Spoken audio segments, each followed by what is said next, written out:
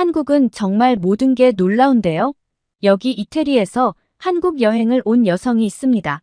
이 여성은 친구를 보러 한국에 왔다가 생각지도 못한 놀라운 경험들을 겪고 돌아간 뒤 이제는 아예 한국에서 눌러 살까도 고민 중이라고 하는데요. 대체 이 여성은 한국에서 무슨 일을 겪었던 것인지 사연 바로 들어보겠습니다. 안녕하세요. 저는 이탈리아 로마에 살고 있는 22살 파울라입니다. 저는 얼마 전 한국에 다녀왔는데요. 많은 것들을 보고 느끼면서 한국에 정말 푹 빠져버렸답니다. 그때의 기억과 생각들을 기록해두면 평생토록 좋은 추억으로 남을 것 같아 이렇게 글을 쓰게 되었습니다. 제가 한국에서 약 1주간 제대로 경험하고 올 수 있었던 것은 어릴 적 한국으로 이민 가서 이제는 한국인으로 살고 있는 친구 루치아 덕분인데요. 이탈리아 이름은 루치아였지만 지금은 한국 이름인 주아라고 부르는 게 맞겠네요.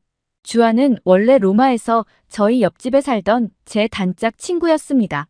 부모님들께서도 서로 굉장히 친하셨고요. 저희는 주아가 초등학교 입학할 무렵이 되던 해 주아네 가족이 이민을 가기 전까지 아기 때부터 정말 친자매처럼 지냈어요. 떠나게 되었을 당시에는 서로 울며불며 헤어지기 싫어서 저와 주아는 몰래 동네에 있는 저희 아지트 같은 곳에 숨어 있기도 했답니다.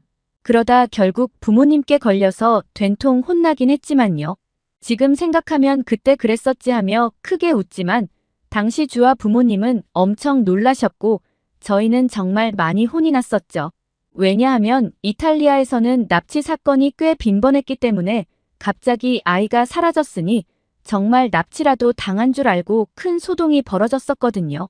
아무튼 그런 해프닝을 뒤로 한 채 그렇게 제 단짝 친구는 한국으로 떠나가 버렸고 주아가 한국에 가 있다 보니 저도 자연스레 한국에 대해 관심이 생기게 되었답니다.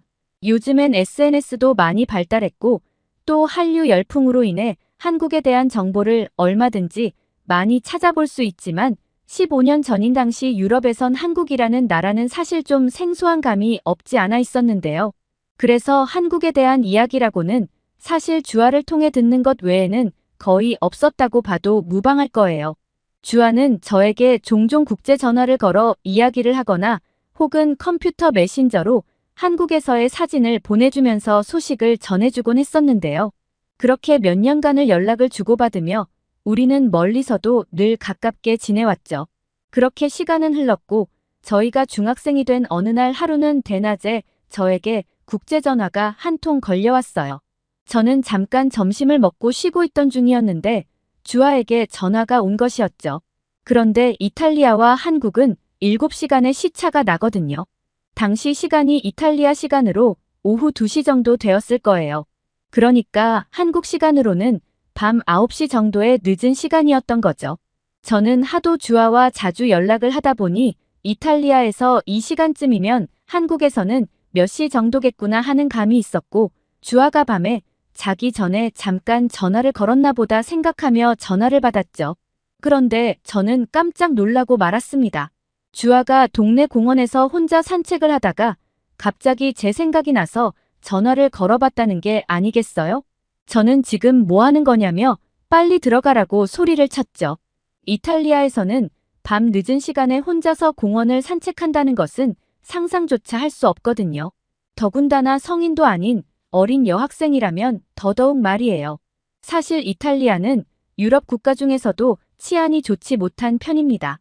범죄 조직인 마피아가 이탈리아에서부터 시작되었다는 건 다들 아실 테고 소매치기나 강도, 그리고 심지어 납치까지도 꽤 빈번히 일어나는 곳이 이탈리아거든요. 그렇다 보니 어린 여자가 밤에 혼자서 어딜 나간다는 건 있을 수 없는 일인데 주아가 혼자 공원 같은 으슥한 곳에서 산책을 하고 있다고 하니 깜짝 놀랄 수밖에 없었던 거죠.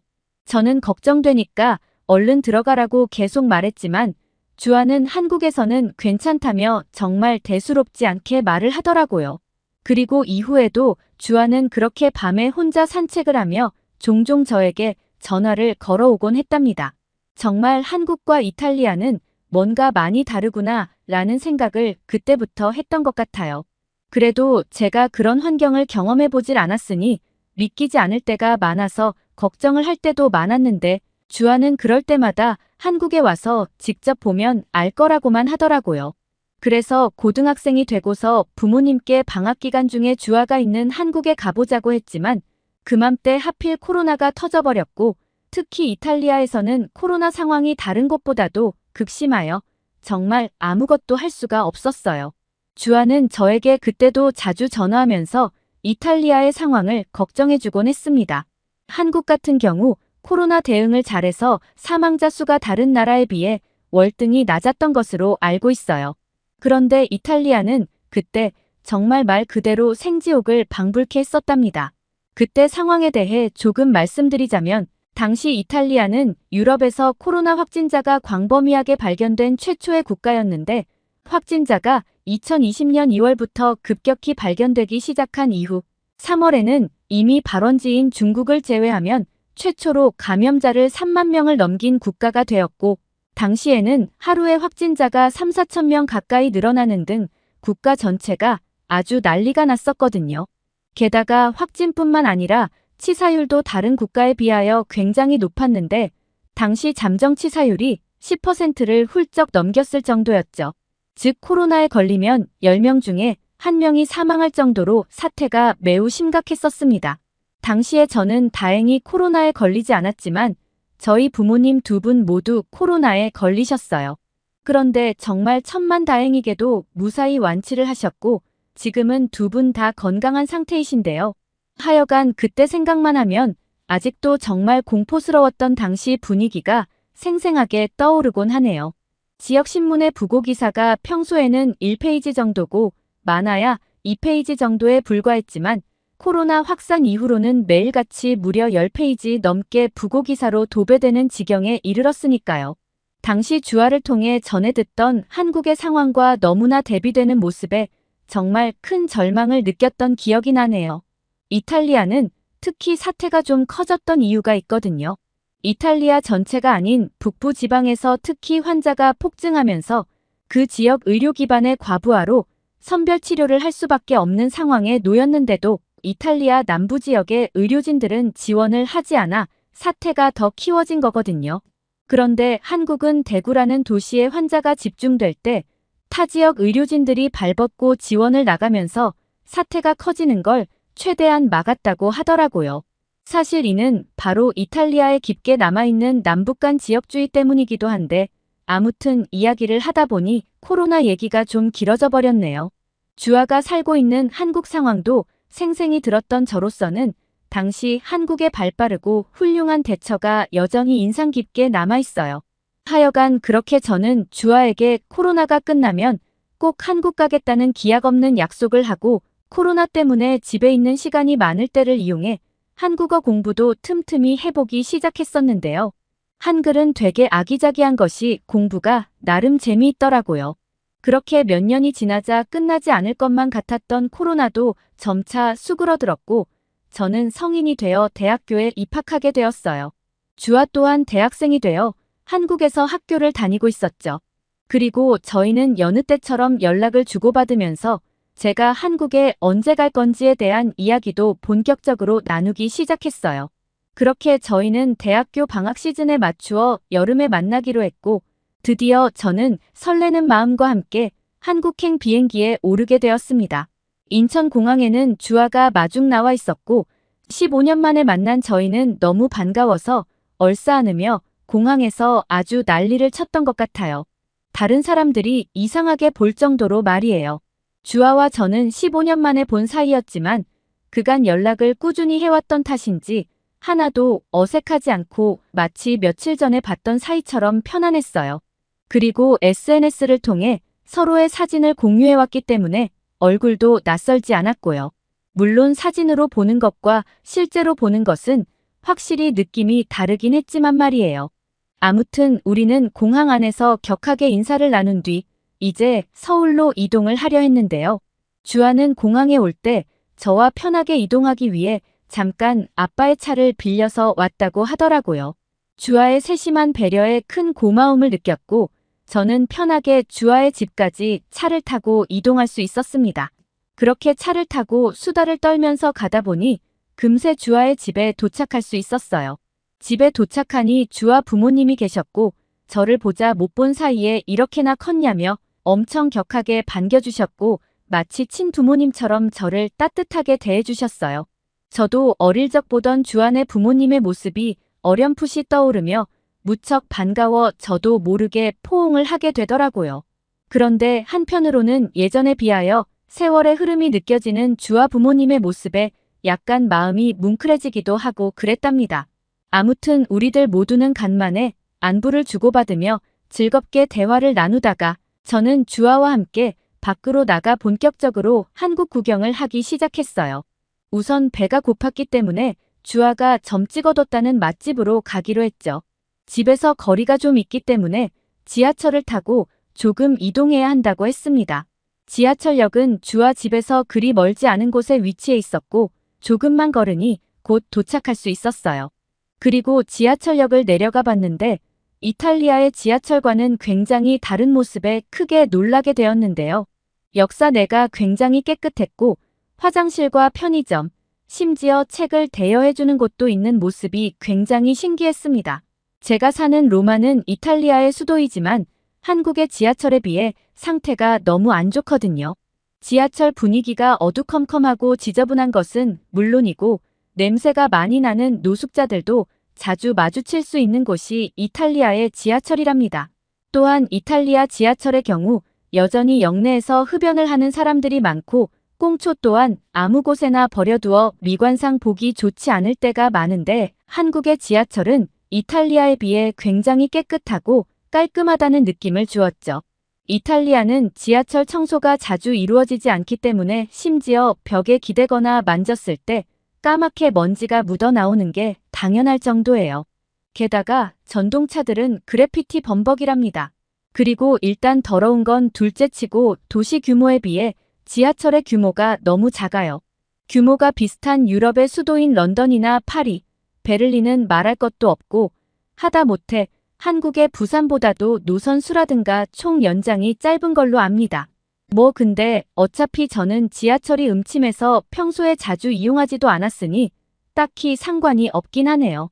아무튼 한국의 서울은 지하철 노선이 이태리보다 훨씬 많은데 관리까지 잘 되어 있고 각종 편의 시설들도 갖춘 모습이라 정말 부럽기도 하고 많이 신기했어요.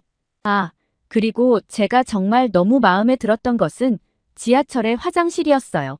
여자들은 화장실 갈 일도 많고 화장실에서 화장을 고칠 일도 많잖아요. 이태리 지하철에는 화장실이 있는 곳을 찾아보기 힘들고 설령 있다고 해도 관리도 잘 안 되어 있어서 얼른 볼일만 후딱 보고 나오고 싶은 마음이 드는 공간인데 한국의 화장실은 정말 너무 깨끗해서 깜짝 놀랐습니다. 심지어 무료인데도 말이죠. 게다가 화장실에서 화장을 고칠 수 있게끔 공간이 마련되어 있는 것도 정말 좋았는데 사소한 부분에서도 시민들을 위한 배려가 엄청 뛰어난 나라라는 게 느껴졌어요. 화장실을 이용하고 나온 뒤 주아는 저를 이끌고 지하철 플랫폼으로 내려갔고 그곳에서는 이탈리아에선 보기 힘든 스크린도어라는 것을 볼 수 있었죠. 그리고 제가 또 놀란 것은 바로 플랫폼에 있는 행선 안내기였는데요. 이탈리아에서는 지하철이 언제 오는지, 어디로 향하는 지하철인지 등을 확인할 수가 없어서 무작정 기다려야 하지만 한국은 몇 분 후에 지하철이 도착하는지, 탑승해야 하는 지하철이 어디에서 오고 있고, 현재 위치는 어디인지 등이 모두 표시되고 있었는데 굉장히 편리하다고 느꼈습니다. 이런 시스템도 사실 없이 이용할 땐 모르겠지만 한번 경험하고 나면 나중에는 없을 경우 불편함이 매우 클 것 같다는 생각이 들더라고요. 정말 지하철만 본다면 한국이 이탈리아보다 훨씬 선진국처럼 느껴졌어요. 그렇게 감탄하고 있던 중 어떤 음악이 들려왔는데 산뜻하고 경쾌한 음악이 나오면서 지하철이 곧 도착한다는 안내방송이 나오더군요. 그런 음악을 들으니 타기도 전부터 기분이 밝아지더라고요. 저희는 그렇게 지하철을 탔고 지하철 안은 굉장히 시원했습니다. 여름이어서 날씨가 꽤 더웠는데 저에게는 온도가 딱 좋았습니다. 주아 말로는 한국의 지하철에서는 추위를 못 견디는 사람을 위해 양냉방칸을 운영하고 있다고 했고 지금 우리가 탄 곳이 양냉방칸이라고 말해주더라고요. 저는 이 양냉방칸의 온도도 충분히 시원하다고 느껴졌고 딱 괜찮았는데 여기서 에어컨을 더 강하게 틀어주는 일반 칸으로 가면 좀 추울 것 같더라고요. 한여름의 추위를 느끼면서 이동하는 지하철이라니 그런 건 이탈리아에선 결코 상상할 수 없죠. 아무튼 각자 맞는 칸에 탑승할 수 있도록 온도에 따라 칸을 나누어 놓은 이러한 점들 또한 시민들을 위한 세심한 배려라는 게 잘 느껴졌어요. 그리고 또 한국 지하철을 타면서 놀라웠던 점이 있는데요. 지하철의 소음이 생각보다 그렇게 심하지가 않더라고요. 이탈리아 지하철은 오래된 지하철이 많아서 지하철 자체의 소음이 굉장히 크고 운행 중 시끄러운 쇳소리는 물론 심지어 야외 소리의 방음도 잘 되지 않아 지하철을 타고 있을 때 옆 사람과 대화 소리도 잘 들리지 않을 정도거든요. 그런데 이에 비해 한국의 지하철은 내부에서도 조용한 분위기를 유지하는 듯했고 심지어 지하철 안에서 책을 읽으며 가는 사람들도 많이 보였습니다. 얼마나 쾌적하면 책까지 읽을 수 있는 걸까 싶더라고요. 그리고 제 눈에는 노약자석과 임산부석도 신기해 보였어요. 이태리 지하철에는 임산부석은 아예 없고 노약자석은 있어봤자 한두 칸에다가 위치도 그냥 일반 칸과 분리도 되어 있지 않은데 한국은 일반 칸과 분리되어 자리 잡고 있었고 칸수도 훨씬 많아서 노인분들이 이용하기에 굉장히 편리할 것 같다는 생각이 들더라고요. 또 한국은 플랫폼에서 행선 안내기가 있었던 것처럼 지하철 내부에서도 지하철의 위치나 방향을 알려주는 모니터가 설치되어 있더라고요. 참고로 이태리 지하철은 대부분 모니터 같은 건 없고 오직 음성 안내밖에 없답니다. 그리고 한국 지하철 내부의 청결도는 말할 필요도 없이 너무나 깨끗했고 분위기는 쾌적했습니다. 그리고 저는 이제 또 음식에 놀라게 되는데요. 지하철 칭찬할 게 하도 많아서 음식 먹으러 온 얘기가 너무 늦어졌네요. 아무튼 주아가 소개해준 맛집은 바로 짬뽕 전문점이었습니다. 제가 면 요리와 매운 음식을 좋아한다는 걸 알고 센스 있게 선택해본 맛집이라고 하였죠. 주아의 말로는 짬뽕은 중국집 음식인데 한국에 있는 중국집 음식은 엄밀히 말하면 중국 음식을 기반으로 하긴 하지만 한국에서 현지화된 음식들이라고 했습니다. 즉 한국에 있는 중국집 음식들은 중국 전통 요리에서 유래하긴 했지만 한국인의 입맛에 맞게 변형되고 발전된 것이 많다고 하더라고요. 하여간 우리는 각자 짬뽕 한 그릇씩을 시키고 탕수육이라는 음식도 시키게 되었는데 주문한 지 얼마 되지 않아 금세 음식들이 나왔습니다. 그런데 처음에 짬뽕의 비주얼을 보고 저는 깜짝 놀랐어요.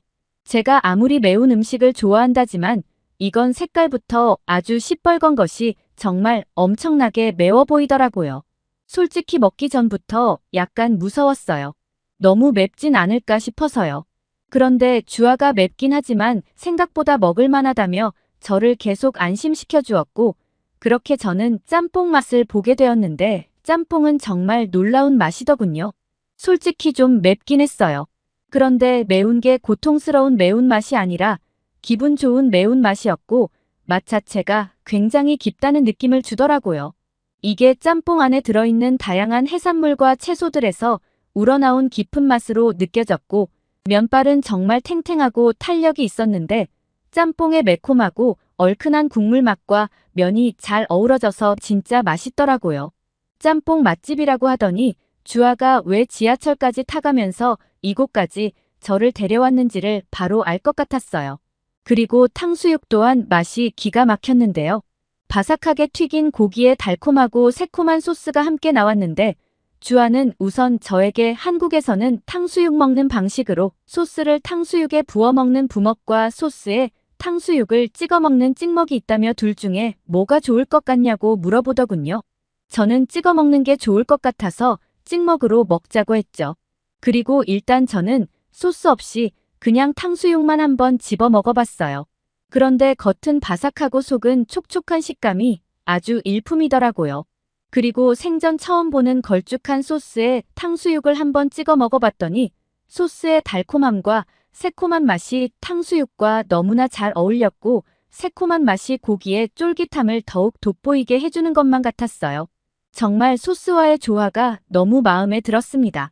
그리고 이렇게 맛있게 음식을 먹다 보니 나중에는 저 혼자 올 게 아니라 가족들과 함께 여행 와서 이런 맛있는 음식들을 함께 맛보고 싶다는 생각이 절로 들더라고요.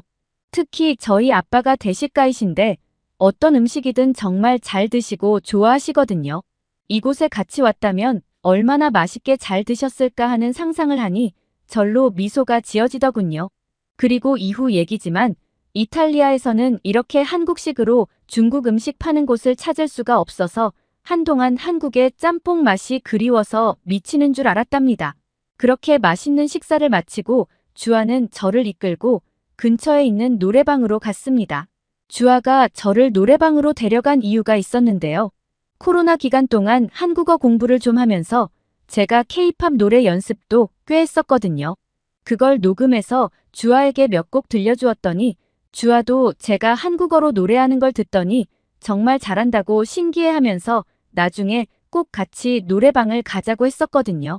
아무튼 저희는 방으로 들어가 저희가 좋아하는 K-팝 가수들의 노래를 신나게 불렀답니다.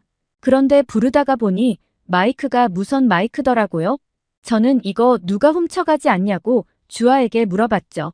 주아는 한국에서는 카페 테이블 위에 있는 지갑도 안 훔쳐가는데 누가 마이크를 훔쳐가겠냐고 하더라고요.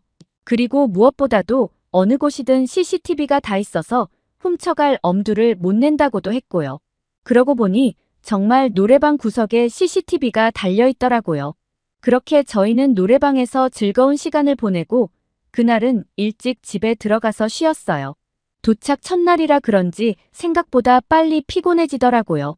그리고 다음날 일어나 보니 주아는 아직 자고 있었고 저는 늦잠을 자고 있는 주아를 흔들어 깨웠죠. 주아는 제가 먼저 잠든 뒤에도 한참 있다가 잤다고 하더군요. 주아는 눈을 비비며 일어나서 점심은 간단히 라면을 끓여 먹자고 했어요. 저는 면이라면 환장하는 사람이라 면은 무조건 오케이였고 특히 한국식 라면의 맛도 궁금했기 때문에 주아가 라면을 끓이는 모습을 옆에서 지켜보면서 기대를 많이 하며 기다렸죠.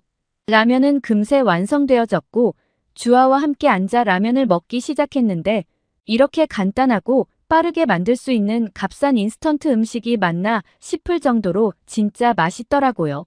주아 말로는 라면은 한국인이 정말 사랑하는 음식이라고 하였는데 왜 그런 것인지 알 것 같았죠.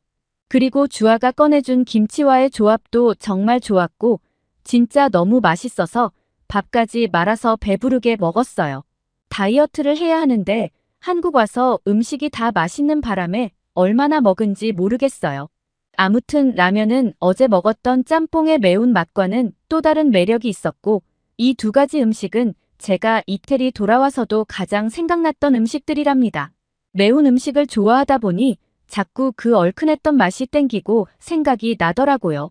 하여간 그렇게 저는 주아와 함께 한국에서 약 1주간의 시간을 함께 지내며 남산도 가보고 경복궁도 가보고 홍대도 가보고 정말 많은 곳들을 다녀보았어요.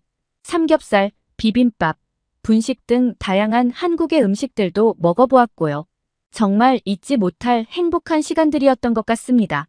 아쉽게도 제가 이태리로 돌아가야 하는 날은 금세 다가왔고 주아와는 다음을 기약하며 눈물의 작별 인사를 나누고서 저는 그렇게 이태리행 비행기에 오르게 되었는데요. 한국에 다녀온 뒤 이태리에서 저는 주아도 물론 보고 싶었지만 무엇보다도 한국이란 나라에 대한 그리움이 미친 듯이 밀려오는 듯했고 결국 나중에 나도 주아처럼 한국에 가서 살아볼까 하는 고민도 정말 진지하게 하고 있답니다. 인프라면 인프라, 음식이면 음식, 문화면 문화, 치안이면 치안. 그 모든 것이 제 기준에서 이태리보다 뛰어나다고 느꼈고 또 주아와 함께라면 타지에서의 어려움도 잘 극복해낼 수 있을 것 같거든요. 아직까지는 모든 게 결정된 건 아니지만 제가 만약 정말로 한국에 가게 된다면 여러분들께서도 많은 응원 부탁드릴게요. 오늘 제 사연 들어주셔서 감사드립니다. 늘 건강하시고 행복하세요. 오늘 이탈리아 여성 파올라 씨의 사연 재밌게 들으셨나요? 한국의 많은 매력을 느낀 파올라 씨가 가까운 미래에 주아 씨가 있는 한국에 와서 정말 살게 된다면 참 좋을 것 같네요. 오늘 사연을 재밌게 들으셨다면 구독과 좋아요, 그리고 알림 설정 부탁드리며 끝까지 시청해 주셔서 감사합니다.